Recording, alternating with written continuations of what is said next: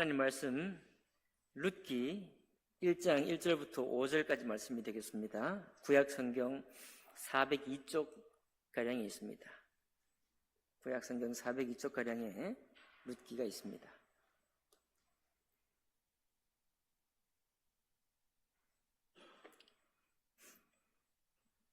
네, 다 찾으셨으면은 1절부터 5절까지 합독으로 봉독하겠습니다.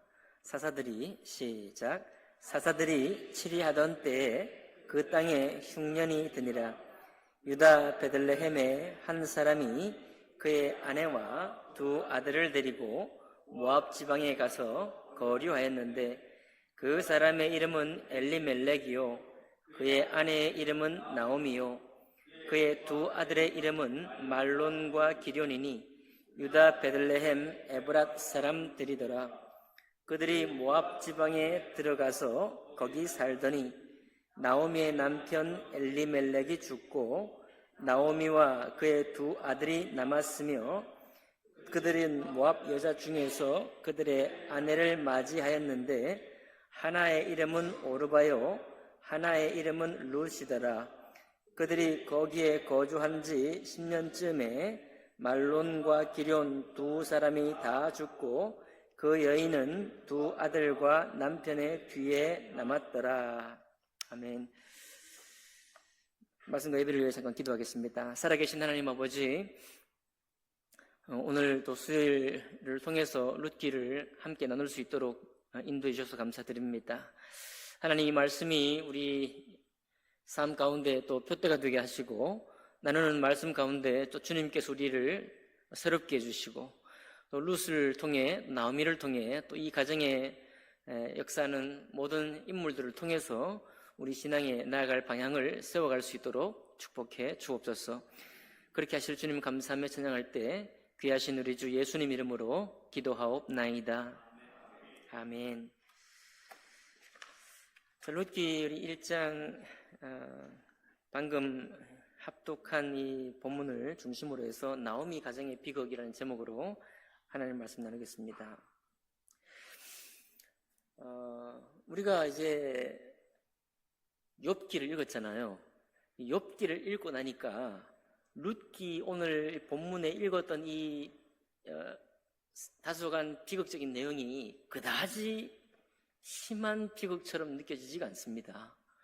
왜냐하면 욥은 열 자녀들이 다 한꺼번에 잘못되고 가지고 있는 전 재산도 다 사라지고 또 심지어 자기 몸조차 전혀 사회적인 활동을 할 수 없을 만큼의 상태를 만났기 때문에 거기에 비춰보면 나오미의 가정의 이 비극은 비극의 축에도 들지 않는다, 이런 생각이 듭니다. 왜 이런 말씀 드린 거 하니, 우리가 우리 사실 어떻게 보면 우리 각 가정마다 우리가 뭐 드러내놓고 말을 하지 않아서 그렇지 비극이라고 할 만한 일들이 있습니다. 다 있어요. 우리 형제들 간에도 있고 부모님들에도 있고 또 우리 자녀 우리에게도 없잖아 있습니다. 이런 부분들을 우리가 어떻게 대할 것이냐, 어떻게 이제 믿음으로 이 부분들을 바라볼 것이냐라고 하는 것과 관련해서 생각할 때 결론부터 먼저 말씀드리면 이 어떤 종류의 비극적인 상황이 우리에게 닥친다고 했을 때 전통적으로 우리가 신앙인이든 신앙인이 아니든 어떻게 생각하는가 하면 왜라는 질문을 해요. 왜 나에게? 라는 질문을 먼저 얘기를 합니다. 그런데 오늘 이 룻기의 시작에는 왜라는 질문에 대한 여지가 없습니다. 그런 여지를 두지 않아요. 우리는 이제 체질이 율법 체질이다 보니까 자꾸 왜라는 쪽으로 질문을 해 들어가고 내가 무슨 특별한 어떤 것이 있어서 이런 일이 나에게 왔는가라는 생각을 왜라는 질문을 하지만 사실 룻기 전체를 통해 보면 뭐 다른 책도 그렇지만 어떻게 할까라는 쪽에 생각을 하는 것이 옳다라고 보여지는 것입니다.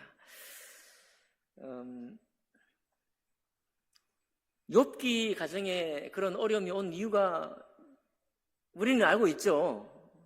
사실 요백에 있는 어떤 이유도 요백이 당한 그 일들의 이유가 되지 못합니다. 욥을 통해서 보면 욥이 그런 어려움을 당해야 될 이유가 하등없죠. 오직 그런 까닭없는 믿음을 하나님께서 아무런 까닭 없이 그 믿음을 시험해 보이시기 위해서 하나님의 이유로 그런 어려움들을 욥 가정에 허락하신 것 아니겠습니까? 예. 그 룻기도 보면 오늘 여러분과 제가 읽은 1절부터 5절까지 보면 아주 이 짧은 이 내용 속에 그냥 집안이 아주 거의 풍비박산이 나는 거죠. 남편 엘리멜렉은 이름이 뜻이 뭐냐면 엘리, 나의 하나님은, 멜렉, 왕이다. 나의 하나님은 왕이라는 어마어마한 좋은 이름인데 그만 모압 땅에 내려가서 거기서 생을 끝내잖아요.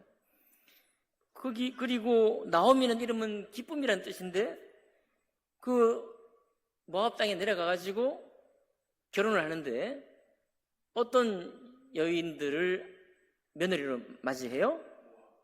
모압 여인입니다. 모압 여인.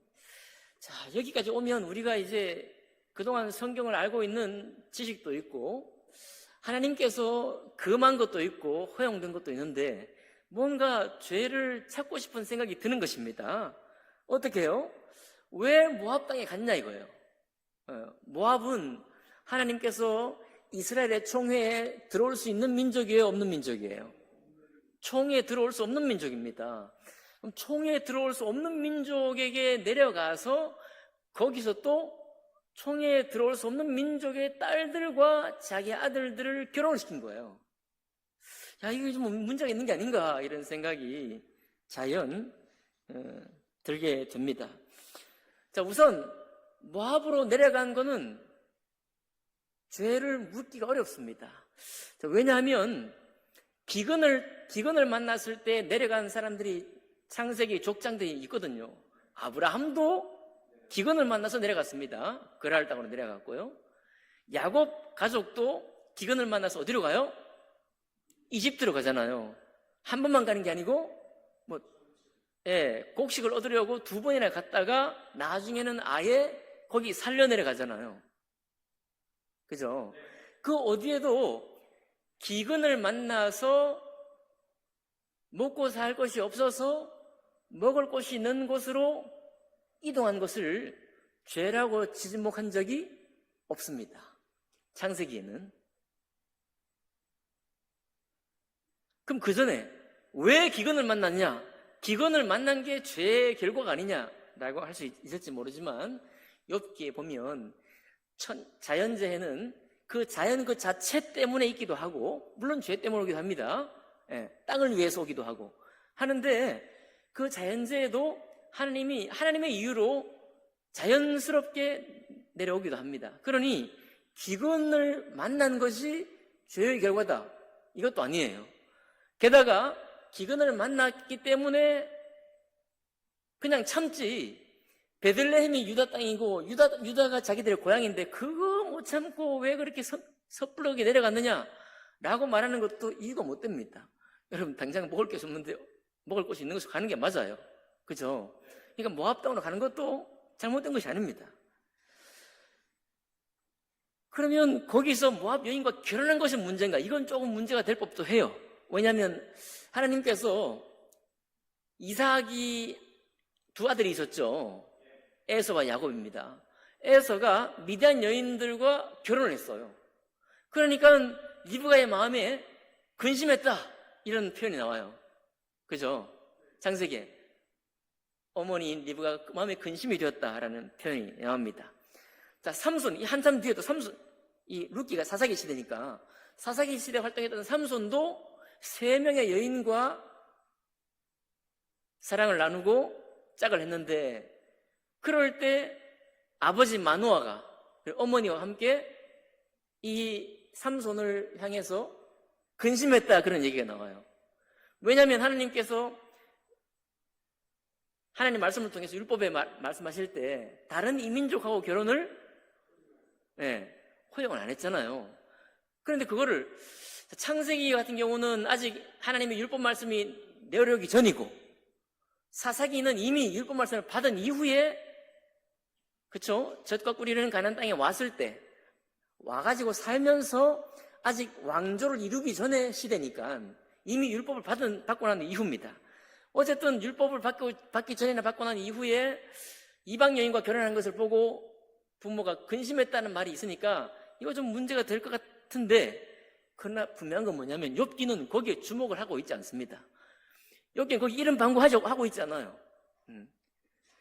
그러면서 두 아들 말론과 기련이, 아버지도 먼저 거기에서 3절 보니까 죽고 나오미와 두 아들이 남아서 이제 결혼을 모압 여인 두 사람과 했는데 10년쯤 지나서 말론과 기련 두 아들도 그만 거기서 죽게 되는 것입니다. 만약에 여기 이 결혼이 하나님께서 룻기를 통해서 문제 삼으시려고 했다면 이 두 자녀를 결혼을 할 때 하나님께서 근심했다든지, 창세기처럼요, 아니면 삼손이 그렇게 할 때 마노아하고 어머니가 그 마음에 근심했다라고 하는 것처럼 뭔가 근심했다는 구절이 나올 거예요. 근데 룻기에는 그런 표현이 안 나오고 그냥 일어난 사건들만 나와요. 그러니까 우리가 이 성경을 읽을 때 어떻게 읽는가 하면 하나님께서 성경에 기록된 말씀을 통해서 명시적으로 분명히 기록해 놓은 대로 읽으면 되는 거거든요. 근데 우리가 원래 약간 율법 체질로 읽는 데다가 자꾸만 원인을 자꾸 분석하려고 하고, 내가 어떤 무언가 있기 때문에 이런 어려움이 왔다라고 생각하는 방식으로 살아왔기 때문에 룻기에 기록하고 있지 않은데도 불구하고 그렇게 생각을 하려고 하는 거예요. 다시 말씀드리면 룻기에는 그런 표현이 없습니다. 게다가 오늘은 나오지 않지만 오르바와 룻은 진짜 본이 되는 며느리예요. 오르바도 본이 되는 사람입니다. 다음 장에 보겠지만 먼저 잠깐 보면은 나오미가 이제 나는 이제 장래가 없으니 기업 물을 남편도 없으니까 나를 떠나 돌아가라고 그랬잖아요. 그런데 오르바도 그렇고 룻도 그렇고 함께 가겠다고 울면서 일단 동행을 합니다. 베들레헴을 올라가려고 해요. 그러니까 두 여인이 전부 다 시어머니 나오미와 함께 따라가려고 하는 거예요. 우리 같으면 맨정신에 장래도 없고 이제는 남편도 없고 남편을 대신할 만한 기업 물을 만한 친족도 없을 텐데 거기 가면 장래가 보장되지 않는 것입니다. 그러니 두 사람이 오르바도 그렇고 룻도 그렇고 나오미가 권면했거든요. 이제 나에겐 소망이 없으니 너희 고향으로 돌아가라. 돌아가서 새롭게 만날 너희 남편과 새로운 소망을 이루라 라고 권면까지 해요. 나오미도 아주 심정이 좋은 사람이죠. 그냥 독수 공부하라 이렇게 말하지 않고 이치를 따라서 그 며느리의 길을 열어줘요. 그 열어주는 말을 듣고도 둘이 같이 또 올라갑니다. 같이 올라가다가 다시 나오미가 권면하니까 그때 이제 갈라지는 거죠. 룻은 어머니를 따르겠다고 하고 오르바는 이제 작별의 키스를 하고 자기 고향으로 돌아갑니다. 어쨌든 이 두 여인을 봤을 때도 굉장히 성품적으로나 인격적으로나 괜찮은 사람들이에요. 자, 무엇을 바라보더라도 이 가정에 있는 이 어려움이 이주 때문에 잘못 내려간 탓이다 말할 수 있는 그런 그 내용이 없습니다. 그리고 나오미가 나중에 이제 하나님이 나를 괴롭게 하셨다 그런 표현이 있지만 이거는 재앙을 만난 사람의 당연한 표현이에요.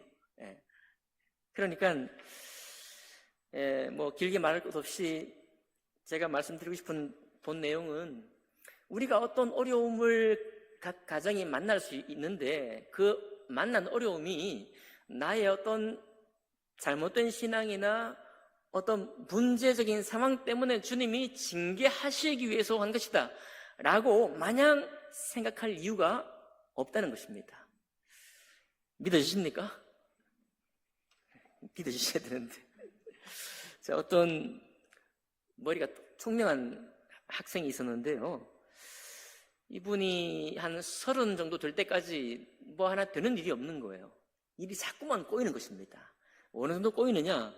똑똑은 한데 자기의 형들은 선생님이 전부 다 문과 성향을 가지고 있다. 그래서 문과로 갔어요, 전부 다.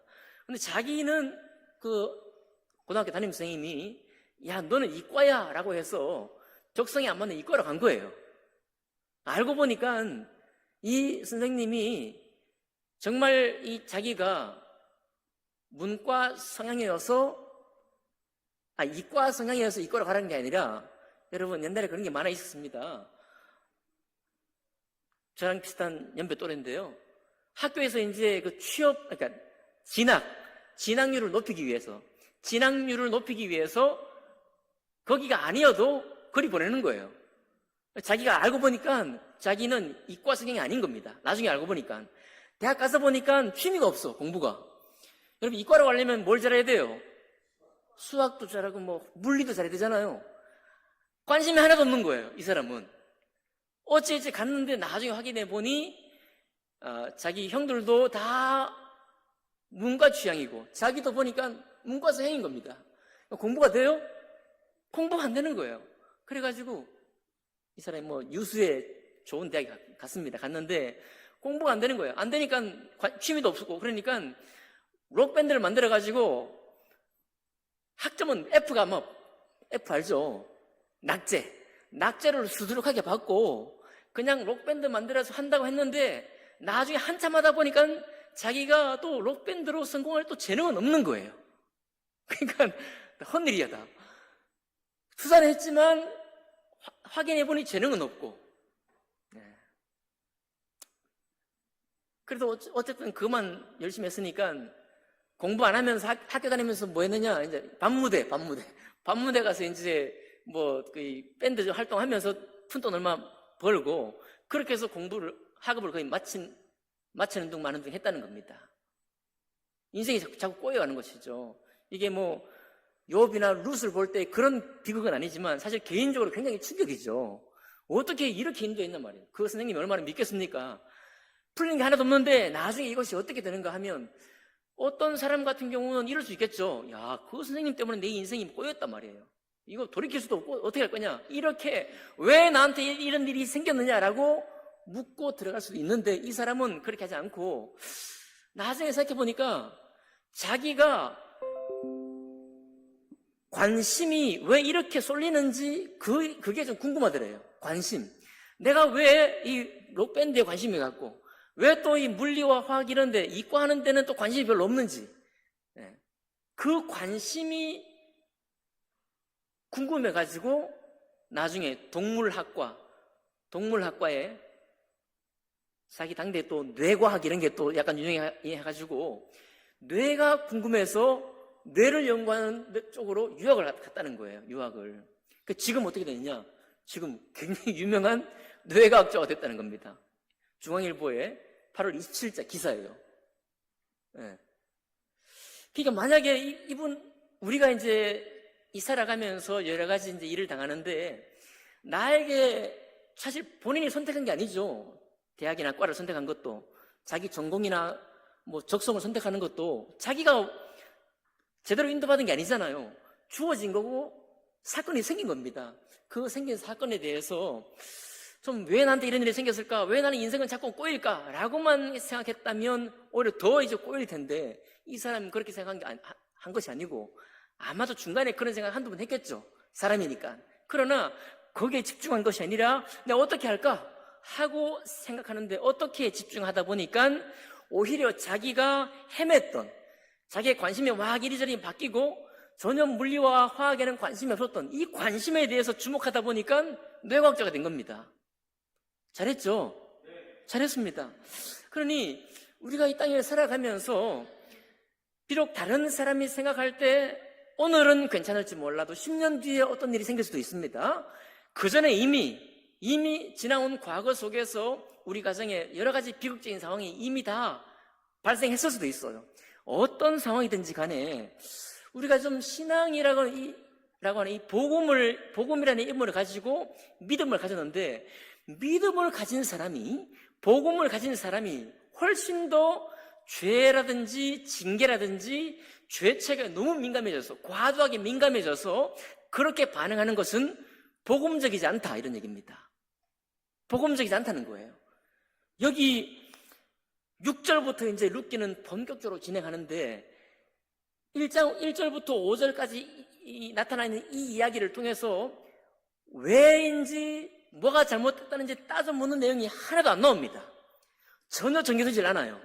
오히려 그 이후에 어떤 만남이 있는지, 어디로 올라가서 누구를 만나서 어떻게 이 가정이 풀어져 나가는지에 대한 얘기밖에 안 나오는 것입니다. 그럼 저는 이렇게 볼 때 룻기가 복이 되는 것입니다. 짧은 구절에 남편도 죽고 또 10년 안에 그 집안의 기업물을 자식들도 아들들도 다 죽게 되고 마는데 비극이라고 할 수밖에 없는 이 비극임에도 불구하고 주님께서 이 가정에 그 비극이 생겨난 원인, 그 죄책에 대해서 한마디도 아니하시고 그 이후에 일어난 일에 대해서만 집중하시는구나, 그런 생각을 해보니까 제 마음에 축복이 된 것입니다. 여러분, 그러니까 먼저 우리가 생각할 것은 이 비극적인 어떤 일, 그 정도의 차이가 욥기와 비교해서는 전혀 아니다, 제가 말씀을 드렸는데 욥기와 같은 비극, 아마 헤아릴 수 없는 비극이고, 또 룻기의 이 초반에 있는 이 비극 같은 이런 비극이 우리 가정에 있을 수 있지만, 사실 우리가 먼저 생각할 게 뭐냐면 비극이란 것은 어떤 종류의 비극이든 어떤 가정에나 있을 수 있다. 믿으십니까? 네, 저희도 마찬가지예요. 제가 일일이 다 말씀드릴 수 없지만 저희 아버지 때 이미 비극은, 한국 땅에서 가정에 생길 수 있는 비극이란 비극은 다 있는 것입니다. 몇 가지만 말씀드려도 가슴에 묻은 자녀만 셋 정도 됩니다. 저희 어머니가. 그리고 아버지 나이 5세 친어머님 돌아가셨어요. 그리고 계모 어머니죠, 오셨습니다.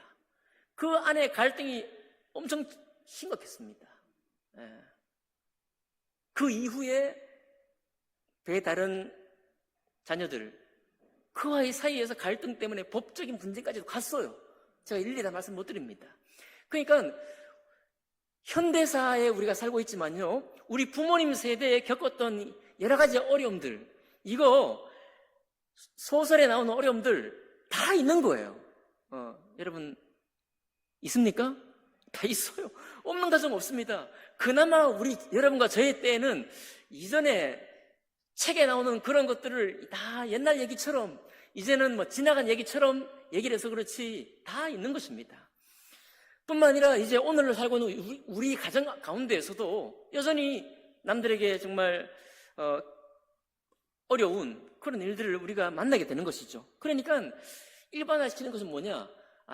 우리에게는 이런 일들은 죄책으로 왔다, 이게 아니라 어떤 종류의 비극이든 모든 가정에 이런 비극은 있을 수 있다 라는 것을 우리가 받아들이는 게 중요한 것입니다. 사사들이 치리하던 때 그 땅에 흉년이 들었다. 흉년 들 수 있어요? 들 수 있습니다. 우리 홍수 만날 수 있나요? 우리 이미 만났죠? 90년대 초반에 가조동에 이미 홍수를 만났습니다. 무슨 누가 어떤 계획을 세웠던지 어떤 잘못을 했던지 상관없이 갑자기 그 홍수로 피해를 입은 거예요. 흉년이든 홍수의 피해든 가뭄이든 기근이든 그런 것도 우리에게 옵니다. 와서 어떤 가정은 심각한 피해를 입기도 하죠. 어떤 가정은 그렇지 않기도 하고. 그럴 때 우리는 생각할 수 있습니다. 어떤 가정은 피해를 입고 어떤 가정은 피해를 입지 않았다. 왜 피해를 입었나? 이렇게 외로 묻는 것이 아니라 그 가정이 이제 어떻게 할 것이냐, 어떻게 이 만난 어려움들을 이제 헤쳐나갈 것이냐, 이렇게 생각하는 것이 훨씬 더 유익하고 복될 수 있다는 것입니다. 경제적인 어려움도 그렇죠. 건강의 위기도 그렇습니다.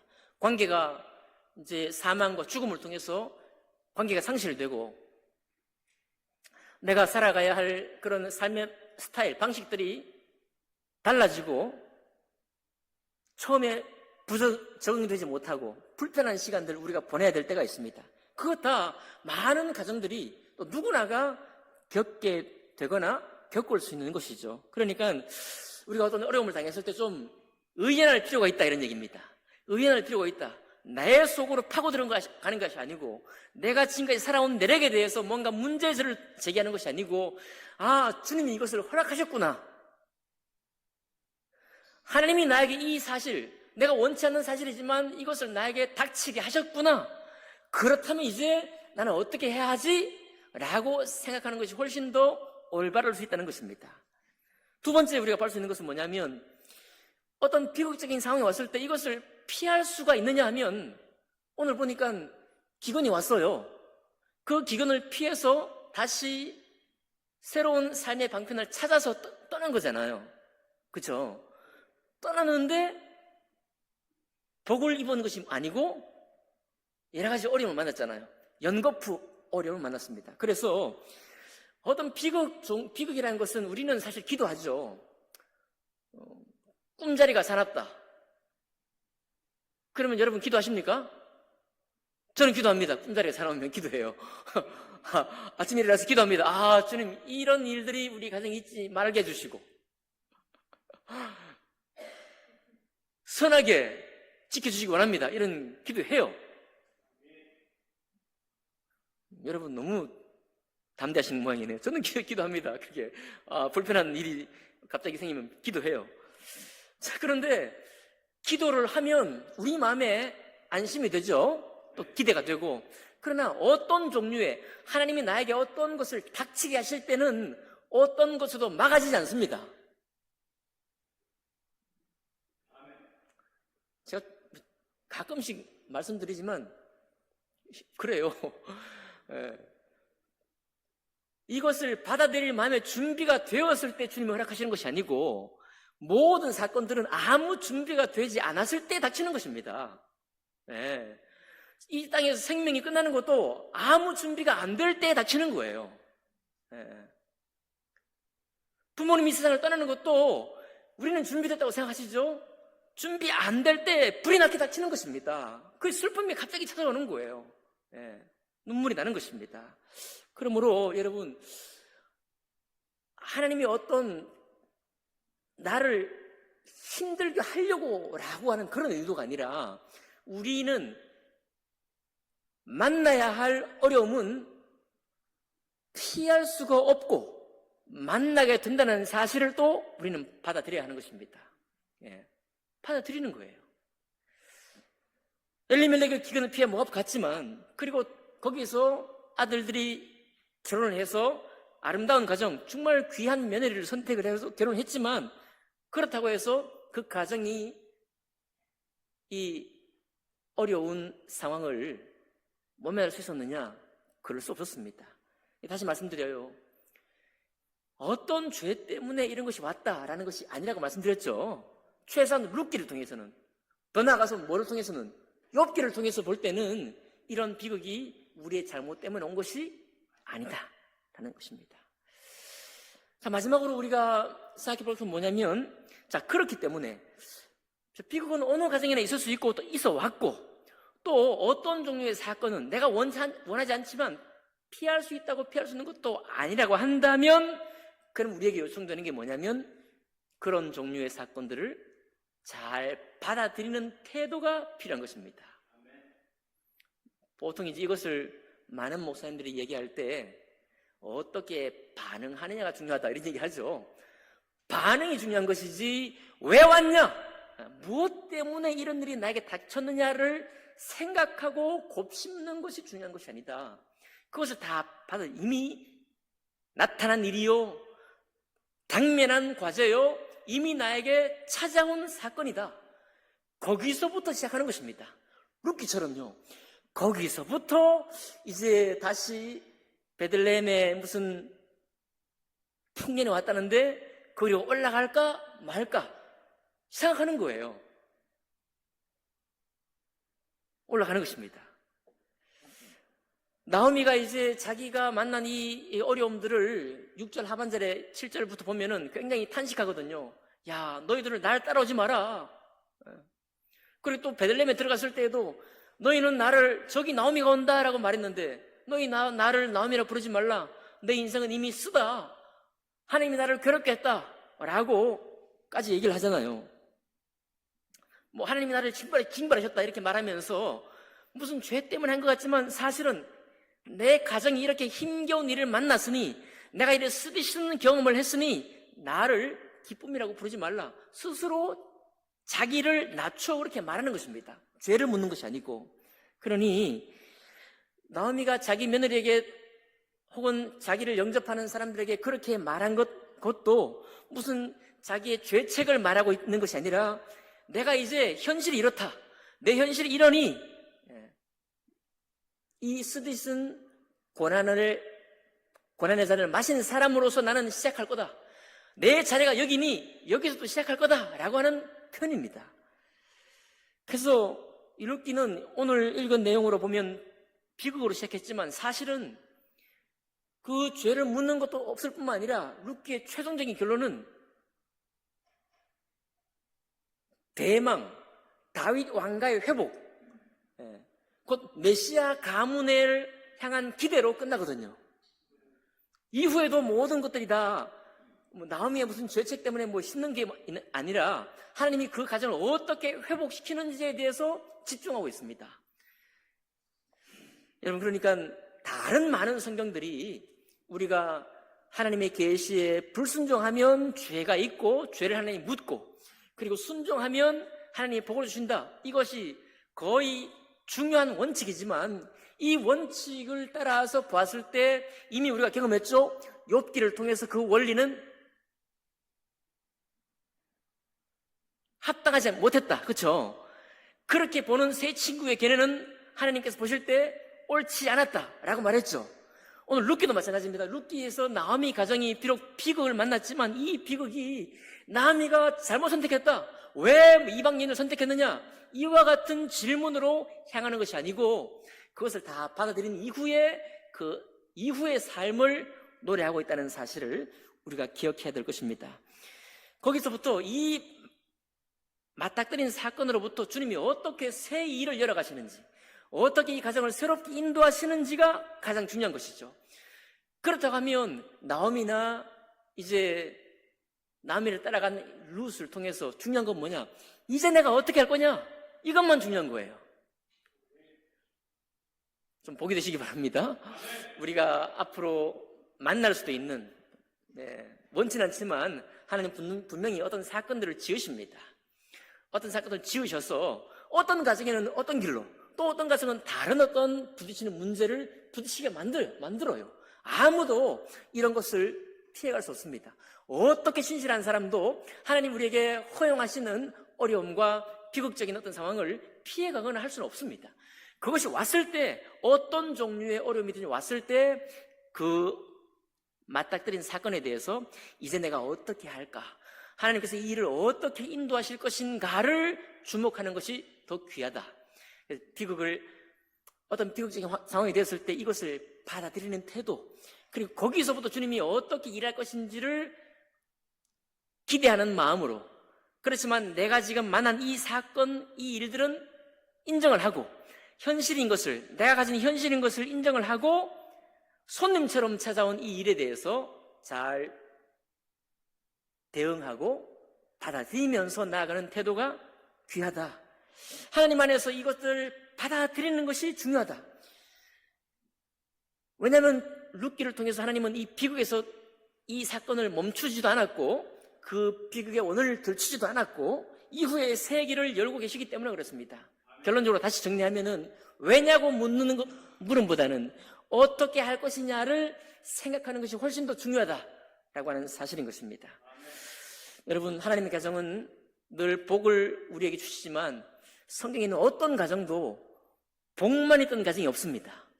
그렇죠? 믿음의 소정도 마찬가지예요. 언제나 막 너무 힘겨운 시험들을 지나왔고 그런 사건들을 만났다는 것을 우리는 부인할 수가 없습니다. 그러니 우리가 때로 하나님 우리에게 허락하시는 일들에 대해서 좀 담대할 필요가 있겠다.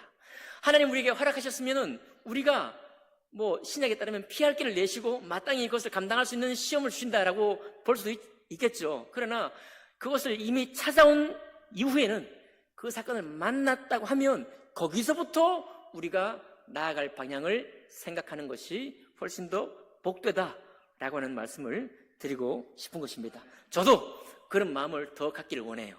이전에 복음이 없을 때처럼 내 인생은 왜 자꾸 꼬이냐 이런 식으로 생각하는 것이 아니고 거기서부터 허락하신 데서부터 하나님의 하실 일을 기대하는 여러분과 제가 되기를 주님 이름으로 축복합니다. 기도하겠습니다. 살아계신 하나님 아버지, 감사드립니다. 하나님, 우리가 참 주님이 큰 말씀으로 우리에게 오실 때 항상 우리의 순종은 복이요 불순종은 재앙과 저주라, 이와 같은 큰 원리가 우리 신앙에 있음을 우리가 잘 알고 있습니다. 그러나 주님께서는 성경의 다른 많은 책들을 통해서 그와 같은 원리로만 우리에게 때로는 어려운 일들을 주는 것이 아니라는 사실을 또한 배우게 됩니다. 하나님, 물길을 통해서도 이 가정이 어떤 잘못 때문에 이런 것을 만난 것이 아닌 것을 확인했습니다. 그러니 하나님 아버지, 우리가 지금까지 만나왔던 일들, 혹은 지금 현재 맞닥뜨리고 있는 일들, 그리고 앞으로 새롭게 때로는 만나게 될 일들에 대해서도 오직 주님께서 허락하신 이 일들 속에서 어떻게 할 것인가, 어떻게 이 일에 대해서 어떤 태도로 받아들이면서 주님의 인도하심을 기대할 것인지 생각할 수 있는 우리 모두가 되기를 원합니다. 하나님 아버지, 우리 마음을 담대하게 하시고 우리 마음을 든든하게 복음 위에 서는 마음이 될 수 있도록 인도해 주옵소서. 감사드리며 귀하신 우리 주 예수 그리스도 이름으로 기도하옵나이다. 아멘.